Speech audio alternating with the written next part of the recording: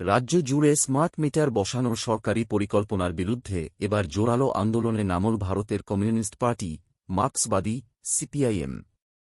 সোমবার CPIM Salanpur area কমিটির পক্ষ থেকে রূপনারায়ণপুরে রাজ্য বিদ্যুৎ বণ্টন লিমিটেডের অফিসে একটি স্মারকলিপি জমা দেওয়া হয়। তার আগে সিপিআইএম নেতৃত্ব বিদ্যুৎ দপ্তরের বাইরে বিক্ষোভ দেখান। নেতৃত্বের অভিযোগ, 2003 সালের বিদ্যুৎ আইনকে উপেক্ষা করে রাজ্য জুড়ে সাধারণ মানুষের ওপর জোরপূর্বক এই জনবিরোধী স্মার্ট মিটার চাপিয়ে দেওয়ার পরিকল্পনা করা হচ্ছে।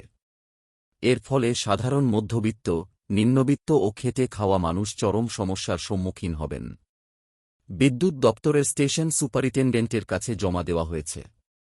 সেই স্মারকলিপিতে মূলত 9 দফা দাবি জানানো হয়েছে। দাবিগুলির মধ্যে প্রধান হল 2003 সালের বিদ্যুৎ আইনের 47(2) ধারা অনুযায়ী প্রিপেইড স্মার্ট মিটার বসানো সম্পূর্ণ গ্রাহকের ইচ্ছাধীন করতে হবে।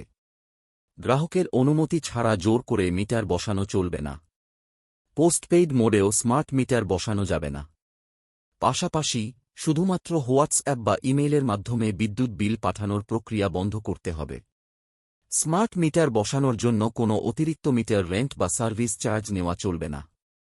গ্রাহক চাইলে বর্তমান সচল মিটারটি বহাল রাখতে দিতে হবে। বিদ্যুৎ পরিষেবা কোনো বাণিজ্যিক পণ্য নয়, এটি একটি জরুরি জনপরিষেবা। তাই উৎপাদন, সঞ্চালন ও বণ্টনে কোনো বেসরকারি বা ফ্র্যাঞ্চাইজি ব্যবস্থা আনা চলবে না।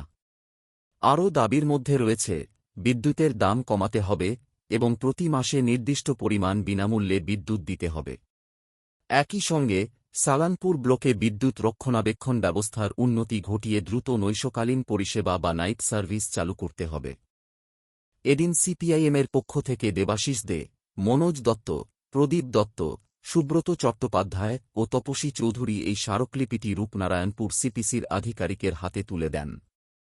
দাবি পূরণ না হলে আগামী দিনে সাধারণ মানুষকে সাথে নিয়ে আরও বৃহত্তর আন্দোলনের হুঁশিয়ারি দিয়েছেন সিপিআইএম নেতৃত্ব।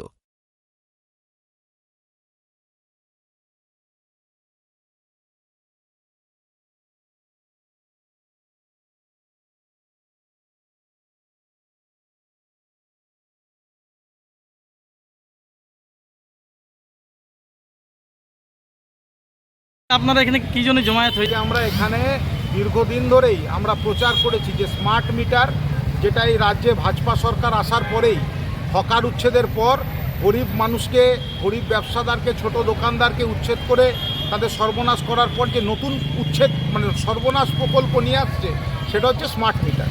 স্মার্ট মিটারটা মানুষের পক্ষে, গরিব মানুষের পক্ষে বিশেষত এত বড় একটা ধাক্কা আসতে চলেছে যে এই স্মার্ট মিটার কোনো মতে বরদাস্ত করা যাবে না।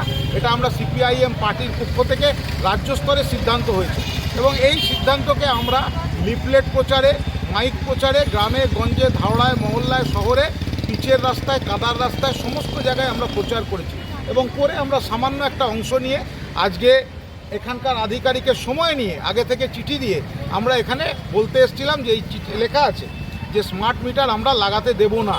তৎসত্ত্বেও আমরা এখানে এসে দেখলাম যে এখানকার যিনি এসএস যে এত উদ্ধত্ত যে তিনি সেই সময় উপস্থিত থাকেননি। আমরা সেই সময় রাস্তা অবরোধ করলাম। তার কারণ হচ্ছে যে অন্য কোনো তো উপায় নেই, আমরা কথাটা ওনার সাথেই বলবো, অন্য কারোর সাথে তো বলে লাভ নেই।